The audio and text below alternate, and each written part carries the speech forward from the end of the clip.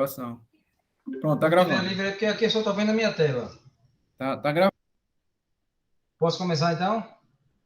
Pode sim, pode sim. Bem, pessoal, então, dando seguimento às nossas aulas de eletroencefalograma, a gente hoje vai falar sobre o eletroencefalograma nas epilepsias generalizadas. Esse conceito é importante porque ele faz parte do diagnóstico sindrômico e subsindrômico das epilepsias, que ainda é feito de modo não tão eficiente quanto a gente deseja e precisa, porque com base nesse diagnóstico, a gente pode melhor planejar o tratamento.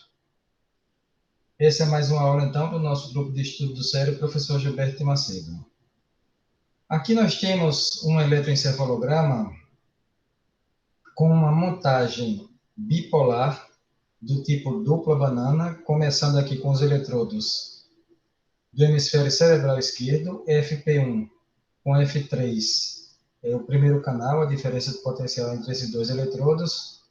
F3 e C3 é o segundo canal, C3 quer dizer central, F3 quer dizer frontal. C3 com P3 é o central com o parietal esquerdo e o P3 com 1 é o parietal com o occipital esquerdo. A gente segue essa sequência que está aqui na colocação dos eletrodos pelo sistema 10-20. Em seguida, a gente tem o eletrodo frontopolar esquerdo com o frontotemporal esquerdo, esse próximo canal. Depois, o frontotemporal esquerdo com o temporal médio esquerdo, nesse outro canal. O temporal médio com o temporal posterior esquerdo, nesse outro canal. E o temporal posterior com o occipital esquerdo, nesse canal. A gente tem a mesma sequência para o hemisfério cerebral direito. Veja que muda os números agora são pares no hemisfério cerebral direito. Fronto, centro, parieto, occipital direito. Fronto, temporal anterior, temporal médio, temporal posterior direito.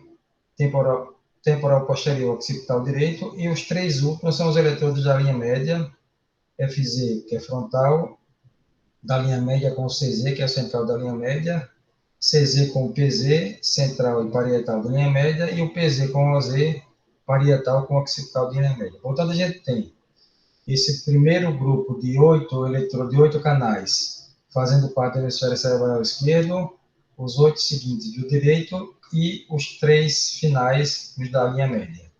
E a gente vê aqui, então, uma atividade de base normal na faixa alfa, que de repente é interrompida por esse grafo-elemento constituído por complexos de ponta-onda, em média 3 ciclos por segundo. Veja que cada número desses, 117, 118, corresponde a 1 segundo. Então, num segundo, a gente tem aqui 3 complexos ponta-onda de projeção bilateral e difusa. Portanto, a gente tem aqui uma crise de ausência. Essa crise durou 7 segundos. Durante essa crise, o paciente fica desconectado do ambiente. A gente vê que, apesar da crise ser de projeção generalizada, ou seja, bilateral e difusa, a morfologia muda em cada canal porque ele mede a diferença de potencial entre cada ponto pré-estabelecido e a morfologia e a amplitude varia um pouco ao longo desses canais, sem invalidar a generalização dessa alteração. Portanto, a gente tem aqui uma crise de ausência típica, que é essa que é consubstanciada no elétrico com alteração ponta-onda 3 ciclos por segundo. Essa é uma das epilepsias clássicas, embora não seja tão frequente. É mais comum nas crianças, mas pode persistir na vida adulta em crises bem maiores do que essa e que são mais difíceis de controlar com a medicação. Essa é a epilepsia generalizada primária do tipo ausência, com esse tipo de traçado, em geral, tem um controle fácil com as medicações adequadas. A gente então estava falando que as epilepsias generalizadas primárias são, obviamente, epilepsias em que a projeção da atividade elétrica hipersincrônica é em todas as regiões encefálicas. Portanto, ela pega bilateralmente todo a convexidade cerebral. Ocorre que a origem dessa alteração ainda hoje é discutida desde os primórdios da eletroencefalografia, se representa realmente uma alteração cortical generalizada ou se é a projeção de um gerador centroencefálico, ou no tronco encefálico, ou no diencéfalo. A gente tem aqui um artigo falando sobre a mielinólise pontina central. Essa mielinólise pontina central geralmente decorre de uma alteração da homeostase do sódio com a hiponatremia, que é corrigida rapidamente e que pode levar a essa desmielinização no centro da ponte. Então, a gente tem aqui essa paciente que teve aquela hiponatremia de 106 miliequivalentes por litro, foi corrigida provavelmente numa rapidez maior do que o desejável, do que o aceitável, e provocou essa lesão desmielinizante no centro da ponte. Portanto, uma mielinólise pontina central, uma lesão que não é difusa nos hemisférios cerebrais. Mas a alteração que ela produziu foi essa alteração, uma atividade que a gente chama de periódica, porque ela se repete em períodos praticamente iguais, com a mesma morfologia, e essa atividade periódica, ela foi o substrato de um estado de mal epilético não convulsivo generalizado, que foi expresso por um estado de coma. Veja que a lesão é uma lesão claramente focal, no centro do encéfalo, no centro encéfalo, no tronco encefálico, poderia ser mais acima no diencéfalo, e produziu uma alteração bilateral difusa em toda a córtex cerebral. Portanto, a generalização que a gente vê no eletroencefalograma, mesmo que seja uma generalização aparentemente primária, não quer dizer necessariamente que os geradores foram corticais difusos. Podem ser geradores subcorticais, como na própria crise de ausência, hoje se acredita que os geradores são calâmicos, embora ainda seja uma discussão a esse respeito. Portanto, crise generalizada, mesmo que primária, não denota necessariamente que haja uma ausência de geradores subcorticais, porque eles são bastante prováveis de existir. Veja que essa paciente que estava nesse estado de mal epilético não convulsivo, que estava em coma por causa disso, a gente tratou o estado de mal epilético dela e ela saiu do estado de mal epilético. E aqui já ela com uma atividade alfa normal que reage à abertura ocular. Essa paciente começou a melhorar muito, mas depois a gente não sabe bem porquê. Ela fez várias outras lesões desmielinizantes, com a mielinólise extrapontina também, evoluiu com um estado vegetativo e alguns anos depois ela morreu nesse estado vegetativo. Veja essa outra paciente de 76 anos, que de repente saía do ar e passava 2, 3 dias fora do ar, e foi trazida a mim como sendo um quadro demencial do tipo Alzheimer. E a gente viu no eletroencefalograma um estado de mal epilético, quer dizer, uma crise que dura mais de 30 minutos, e nesse caso durava 3 dias, do tipo ausência. Esse tipo de situação é uma situação que não é comum, mas não é rara. E é curioso, porque em mulheres acima de 40 anos de idade, quando acontece esse estado de mal epilético não convulsivo, o estado de mal de ausência é um dos mais comuns, ou dos menos incomuns. Tinha uma tomografia normal, a gente então, ela tomava o fenobarbital, não melhorou, a gente trocou pelo valproato de sódio, ela controlou os episódios de estado de mal epilético não convulsivo. A gente achou que ia reverter o quadro demencial, mas ela persistiu com a demência, que evoluiu lentamente e depois de muitos anos ela acabou morrendo com uma colecistite. Então esse aqui é o eletroencefalograma dela, de novo uma montagem bipolar, frontocentro parieto occipital esquerda, temporal esquerda, frontocentro parieto occipital direita, temporal direita e aqui a linha média. E cada quadradinho desse vermelho corresponde a 1 segundo. E a gente vê, então, esse complexo, nesse caso, poliponta-onda, em média, 3 ciclos por segundo de projeção bilateral difusa.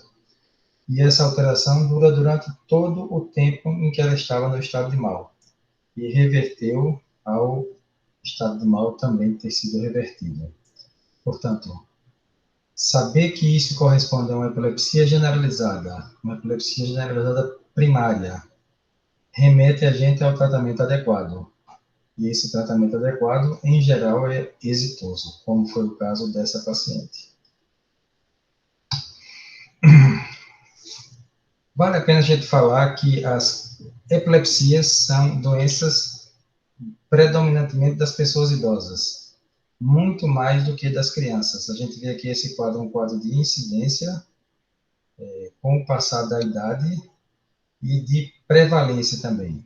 Aqui a gente tem nas crianças e aqui nas pessoas idosas. Mesma coisa, prevalência na criança e nas pessoas idosas, e a gente vê que ambas oscilam ao longo do tempo, mas de um modo geral aumentam muito de prevalência e de incidência nas pessoas idosas em relação às crianças. Veja que aqui é a idade das pessoas. Numa pessoa de 4 a 10 anos, a gente vê que tem uma prevalência aqui está em torno de 3, 3,5%, e na pessoa de 85 anos chega em média a 8%, muito maior do que nas crianças pequenas.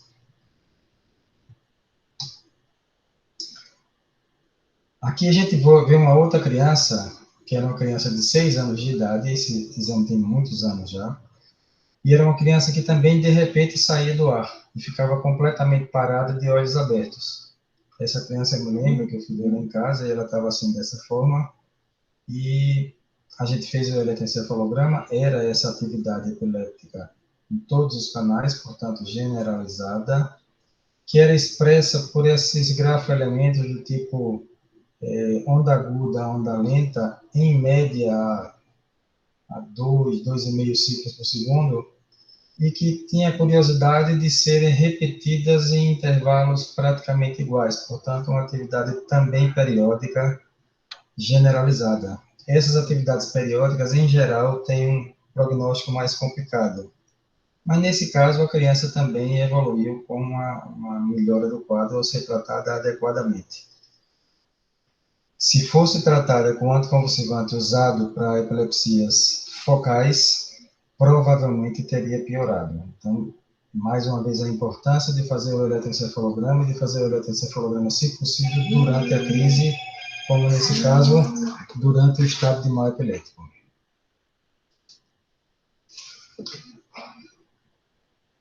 Aqui a gente vê um outro tipo de epilepsia generalizada, que é a chamada epilepsia mioclônica juvenil. A epilepsia mioclônica juvenil é a epilepsia generalizada mais frequente que existe. Ela é chamada de juvenil porque ela começa, em geral, no final da infância e começo da adolescência e se perpetua até a vida adulta. O conceito clássico é de que essa epilepsia é de fácil controle, mas que ela é permanente. Portanto, é um tipo de epilepsia que, uma vez diagnosticada, a gente não deve tentar suspender a medicação, mesmo que já faça muitos anos que a pessoa tenha tido a última crise. Atualmente, se acredita que nas pessoas idosas, essa epilepsia tende a entrar em remissão. Eu, particularmente, não tenho assim, uma convicção tão forte de que isso ocorra, mas eu tenho alguns pacientes que tinham evidência de ter tido esse tipo de epilepsia na juventude e que me procuram já idosos completamente livres de crise. E a gente vê aqui que essa alteração é uma alteração somente esboçada. Tem um esboço de complexo ponta-onda lenta, ou melhor, ponta-onda, desculpe, que a onda lenta é abaixo de 3 ciclos por segundo, e também tem polipontas, pequenas pontinhas pequenas, seguido por essa onda um pouco mais lenta. É uma epilepsia generalizada, com crises generalizadas, mas a gente vê que claramente há um predomínio frontal. Por exemplo, aqui é a região frontal direita, aqui é a região parieto-occipital direita. A mesma coisa à esquerda e a mesma coisa na linha média. Se a gente fosse se ater somente ao critério topográfico, não seria errado dizer que isso é uma alteração frontal. Mas tem também o critério morfológico, e essa morfologia de poliponta-onda geralmente é de epilepsia generalizada primária, e geralmente tem um predomínio nas regiões anteriores do cérebro. Aqui um outro tipo de epilepsia, essa já é uma epilepsia também com crises generalizadas, mas com um prognóstico muito pior, que é a chamada síndrome de Lennox-Gastaut. A gente tem, então, esses episódios de polipontas, aqui cada traço azul desse é um segundo. Então, tem esses episódios de polipontas generalizadas, e tem vários paroxismos de polipontas e poliponta onda, que também são generalizados, mas que têm um evidente predomínio focal.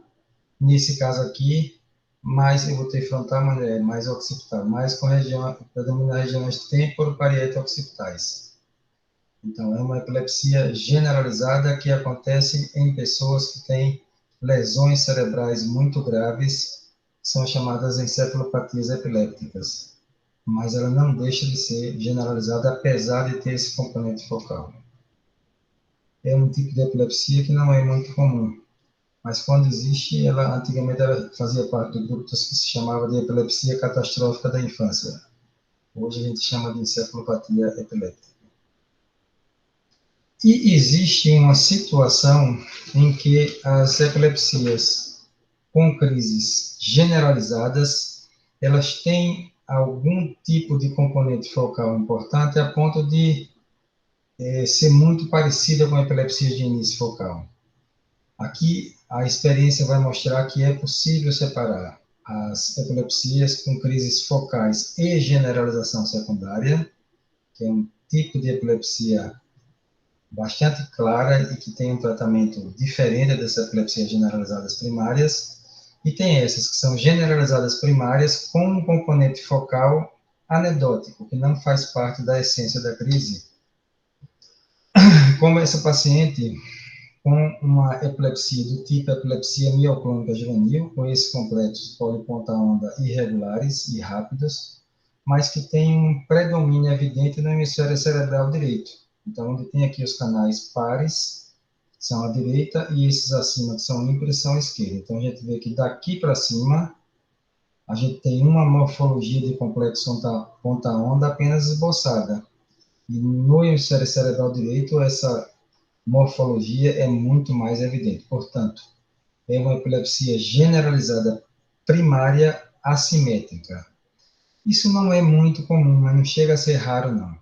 Nesse caso aqui, a gente tinha uma paciente com epilepsia mioclônica juvenil, cujas mioclonias predominavam no dimídio corporal esquerdo.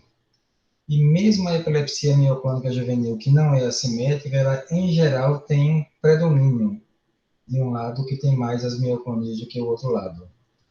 Uma vez mais, a gente diz que o critério essencial aqui é esse critério morfológico das polipontas ondas, com o critério topográfico sendo secundário, mas é evidente que também é importante, porque ela tem que estar presente no cérebro como um todo, apesar dessa evidente assimetria. Aqui a gente tem uma outra paciente de 65 anos com epilepsia mioclônica juvenil também. Portanto, a gente vê epilepsia mioclônica juvenil numa pessoa idosa, mas ela é juvenil porque o início foi juvenil, e assim persiste a vida inteira, e é chamada de juvenil a vida inteira. Então, nesse caso, a gente tem essa parte do traçado eletroencefalográfico, ela está acordada com um ritmo alfa bastante claro, mas na região temporal esquerda, aqui é a temporal esquerda, aqui é a temporal direita, a gente vê essas ondas na faixa delta. Portanto, é uma lentificação na região temporal esquerda. Essa lentificação, ela não é verdadeira no sentido de ter uma topografia alterada em termos anatômicos. Então, essa paciente, conceitualmente, ela não tem lesão nessa região temporal esquerda. O professor Lombroso, César Lombroso, há muitos anos atrás, já descreveu bem isso com as alterações focais ou pseudofocais nas epilepsias generalizadas primárias. Então, tem essa aparente lentificação temporal esquerda, que não é o tempo inteiro, de vez em quando aparece isso no traçado, e a gente vê aqui a mesma paciente com o paroxismo de complexo ponta-onda e poliponta-onda de projeção bilateral difusa. Portanto, essa é a alteração essencial. Nesse caso, essa alteração aparentemente focal, claro que a gente tem que ver o traçado inteiro para ver que isso é uma exceção durante o traçado. A gente vê no traçado inteiro predominantemente esse tipo de paroxismo, que nos permite dizer que se trata de uma epilepsia generalizada primária. Mais uma vez, todos os nossos pacientes usados nessa aula estão com essa montagem bipolar do tipo banana dupla, pegando a esquerda, fronto centro parietal occipital, depois temporal esquerdo, fronto centro parietal occipital direita, temporal direita e por fim os eletrodos da linha média, todos colocados de acordo com esse sistema internacional 1020. Vários outros artigos falam a mesma coisa de alterações focais clínicas e eletroencefalográficas, quer dizer, as mioclonias predominando claramente em um lado do corpo, geralmente contralateral, onde o eletroencefalograma é melhor desenvolvido, no sentido de mostrar melhor a alteração, numa epilepsia que é o protótipo da epilepsia generalizada primária, que é a epilepsia mioclônica juvenil, que é uma epilepsia que todo neurologista deve conhecer e saber tratar. Eu recordo de uma paciente que eu fiz até uma cartinha que ela emplastificou, dizendo que se ela chegar em qualquer emergência, ela não pode fazer nem fenitoína, nem carbamazepina, nem oxcarbazepina, deve preferir fazer o valproato de sódio ou os benzodiazepínicos, porque se fizer essas outras medicações, pode, inclusive, piorar o controle da epilepsia. Esse é um outro paciente num outro contexto, um paciente com retardo neuropsicomotor grave, com epilepsia manifestas com crises mioclônicas massivas, quer dizer, nos 4 membros e axial, a ressonância de crânio normal, e aqui a gente registrou uma crise epiléptica. Esse artefato aqui é um artefato de movimentação da mioclonia. Então, ela tem a mioclonia, aqui não deu para registrar bem o traçado por causa do artefato, e logo depois que cessa a mioclonia, a gente vê os ritmos rápidos epileptogênicos. Portanto, aqui é diferente daqueles outros traçados, que eram traçados chamados de interictais, ou seja, fora das crises. Nos traçados interictais, a gente chama a alteração de atividade irritativa. Na crise, não. Isso aqui não é uma atividade irritativa, isso é uma atividade ictal epiléptica evidentemente generalizada, que começa com esses ritmos rápidos, com polipontas, e depois vai esboçando complexos ponta-onda e poliponta-ondas também de projeção bilateral difusa. E veja que é uma crise rápida, uma crise que durou aqui, no caso, 7 segundos. Antes da crise e depois da crise, o traçado volta ao seu ritmo de base. Aqui de novo, uma outra paciente com epilepsia mioclônica juvenil, e uma das características principais da epilepsia mioclônica juvenil é que o ritmo de base, em geral, é normal. Aquelas alterações pseudofocais são uma exceção. E a gente vê então aqui uma paciente acordada, com ritmo alfa nas regiões posteriores do cérebro, então aqui parieto occipital esquerda, têmpora occipital esquerda, parieta occipital direita, têmpora occipital direita e parieta occipital de linha média. E, de repente, a alteração aparece como esses complexos ponta-onda de projeção bilateral difusa. Portanto, esse paroxismo, ele destoa muito da atividade de base. Essa ambiguidade entre uma atividade de base normal e uma alteração irritativa, porque aqui é uma alteração fora da crise, muito exuberante, é muito típica da epilepsia mioclônica juvenil. Portanto, complexo ponta-onda e poliponta-onda generalizado de projeção bilateral difusa, mas sempre com um predomínio mais nas regiões anteriores do cérebro. Isso não quer dizer que a descarga seja focal, ela apenas predomina nessas regiões anteriores. Aqui a mesma paciente, nessa daqui a gente vê mais um complexo ponta-onda, aqui talvez mais de uma ponta, mas está mais um complexo ponta-onda. Mas o que caracteriza mesmo a epilepsia mioclônica juvenil, do ponto de vista do eletroencefalograma, são os complexos poliponta-onda. Então, polipontas, aqui, 1, 2, 3, 4 pontos, até ter a onda um pouco mais lenta e irregular. Vendo esse traçado, a gente já sabe que é muito provável que se trata de epilepsia mioclônica juvenil. Aqui uma outra paciente de 22 anos, também com epilepsia mioclônica juvenil, e a gente vê a mesma coisa, os complexos de várias pontinhas, seguido pela onda, e são complexos irregulares, ele não tem uma morfologia muito monomórfica, é uma coisa mais heteromórfica. E, uma vez mais, ele interrompe uma atividade normal, de base normal, durante 2 segundos tem essa atividade irritativa e depois volta ao normal. Então, é muito importante frisar e sempre refrisar que se deve conhecer esse traçado para evitar interpretações erradas e um tratamento errado que pode até piorar o controle das crises. Veja esse caso aqui, uma menina de 12 anos que tinha crise convulsiva tônico-clônica generalizadas e crises de ausência típica. Ela evoluiu com crises de difícil controle.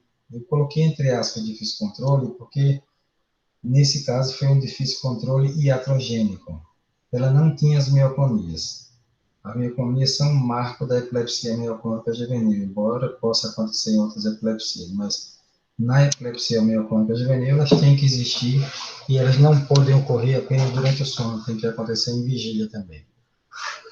Só que aqui está o mais importante, ela usava oxcarbazepina, que é um remédio que é usado para epilepsias com crises de início focal e para algumas crises generalizadas, que pese não ser o ideal para essas crises. Mas na epilepsia mioclônica juvenil ela é proscrita, porque além de não melhorar, ela pode piorar o controle das crises. Você vê que estava 2 anos usando o remédio errado e sem controlar. Exame neurológico normal, tomografia normal e o padrão eletroclínico, quer dizer, com alteração eletroencefalográfica e clínica, era de ausência típica. A gente então iniciou o divalproato de sódio e o ácido fólico, eu tinha esqueci de colocar o fólico. O ácido fólico a gente deve relembrar que toda mulher que está entrando em idade reprodutiva ou que está em idade reprodutiva que usa qualquer anticonvulsivante deve tomar sempre o ácido fólico, independente de estar grávida, independente de ter vida sexual ativa. A gente programou então a retirada da oxcarbazepina, ao mesmo tempo que colocou o divalproato de sódio. Esse então é o padrão eletroclínico, uma crise de ausência durante a hiperventilação, que é muito típico nesse tipo de crise, a hiperventilação de engalhar, com complexo ponta-onda, em média 3 ciclos por segundo. Então, a gente vendo esse tipo de traçado, a gente diz, não, isso aqui é uma epilepsia generalizada primária. Provavelmente com crise de ausência, mas tem que ver a expressão clínica também. E aí a paciente evoluiu bem, sem crises. Depois que a gente fez a mudança, teve somente uma crise aparentemente de ausência. Mas quando ainda eu tomava o oxcarbazepina, e eu coloquei aqui, iniciará o ácido fólico. Na verdade, já iniciou quando eu fiz essa mudança. E está em vermelho porque isso aqui deve ser feito sempre. E, infelizmente, ainda é comum, sobretudo os obstetras, os ginecologistas, quando virem que a paciente não está grávida, tirar o ácido fólico, mas ele tem que ser usado profilaticamente para evitar a teratogênese. Aqui uma outra paciente. A gente tem um quadro, do ponto de vista do eletroencefalograma, muito parecido. Um esboço de complexo ponta-onda de projeção bilateral difusa, mas com predomínio nas lesões anteriores. Passa alguns segundos normal e aqui tem complexos, evidentemente, de polipontas onda, várias pontas seguidas por uma onda um pouco mais lenta, de projeção também bilateral difusa, portanto, isso é uma epilepsia generalizada primária. E eu coloquei uma vez mais refratária entre aspas, porque ela estava também sendo tratada com a oxcarbazepina. E mais uma vez eu digo, a oxcarbazepina na epilepsia mioclônica juvenil não melhora e pode inclusive piorar o controle das crises. A gente já está chegando perto do final. Aqui, mais uma vez, uma outra paciente com epilepsia mioclônica juvenil.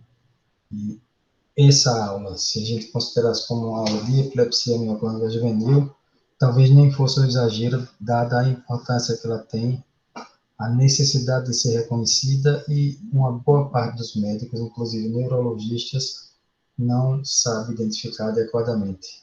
E aí, quando vi um eletroencefalograma desse tipo, com complexos ponta-onda, polipontas ondas, três pontos uma onda, três pontos uma onda, irregulares, porque eles não têm uma regularidade como aqueles traçados de atividade periódica, bilateral e difusa, com predomínio nas regiões anteriores, o neurologista que vira um traçado desse, ele já vai então identificar isso aqui, muito provavelmente é uma epilepsia generalizada primária e provavelmente uma epilepsia mioclônica juvenil, porque a definição da epilepsia mioclônica juvenil, ela depende das crises clinicamente, crises convulsivas, tônico-clônicas generalizadas, que são frequentes, mioclonias massivas, que podem ser assimétricas, que são obrigatórias, e crises de ausência que, por vezes, também ocorrem, e com um traçado desse tipo. Mas, às vezes, você faz um exame um pouco mais rápido e pode não captar a alteração mesmo ela existindo. E aqui a gente tem um artigo que é talvez o resumo da importância de reconhecer as atividades epileptogênicas generalizadas no eletroencefalograma. Um artigo mostrando crises de ausência e estado de mal mioclônico precipitados por drogas antiepiléticas nas epilepsias generalizadas primárias. Ele não colocou primária, mas epilepsia generalizada primária. E aqui a gente vê que todos os pacientes que tiveram esse tipo de problema foram tratados com carbamazepina ou usaram carbamazepina com fenitoína e algumas vezes vigabatrina e gabapentina. Mas o vilão dessa história aqui se chama oxcarbazepina, que nesse caso aqui não está listado, ou a carbamazepina, que são muito parecidas, e a fenitoína. Então, essas drogas que são muito boas para controlar as crises de início parcial, com ou sem generalização, elas são deletérias na epilepsia mioclônica juvenil e também em algumas outras epilepsias generalizadas primárias. Gostaria de agradecer as pessoas que assistiram, que vão assistir a aula gravada e fico à disposição para algum tipo de pergunta ou de comentário. Muito obrigado. Doutor, boa noite. Boa noite. Doutor, eu fiquei com uma certa dúvida com relação a essa história da fenitoína, da carbamazepina, de piorar as epilepsias generalizadas. Existe um porquê disso? Ou ainda está muito especulativo?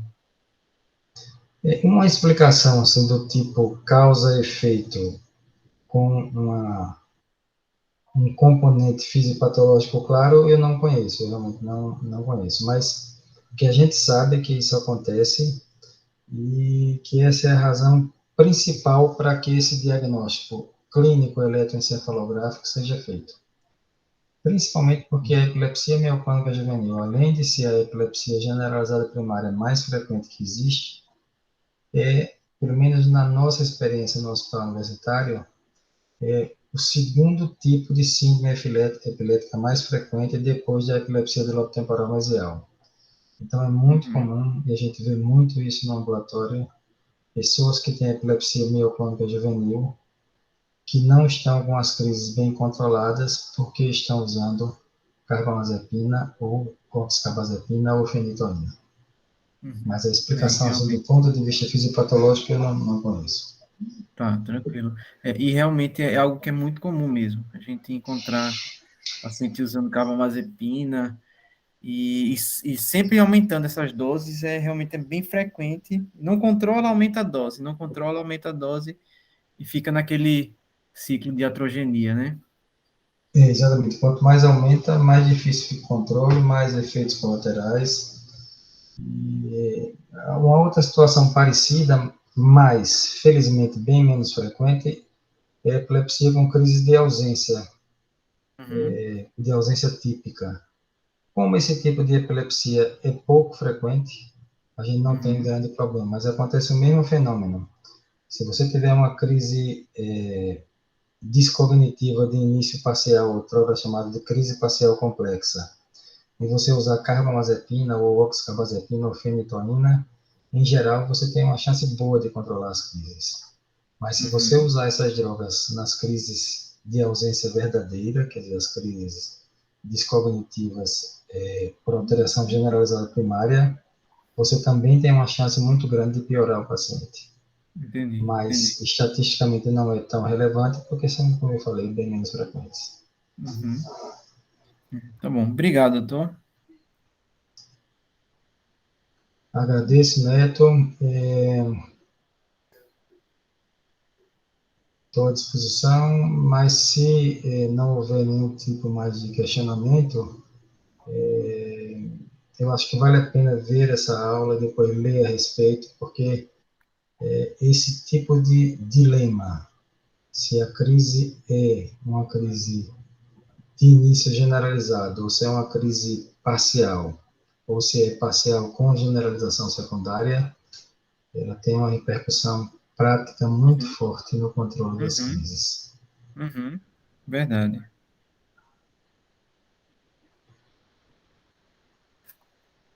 Acho então, pessoal, que acho que não tem mais ninguém que queira fazer nenhuma pergunta. Eu agradeço. E a próxima aula será sobre o eletroencefalograma nas epilepsias focais, ou nas epilepsias com crise de início focal. Muito Certo. obrigado e uma boa noite a todos. Boa noite, boa noite.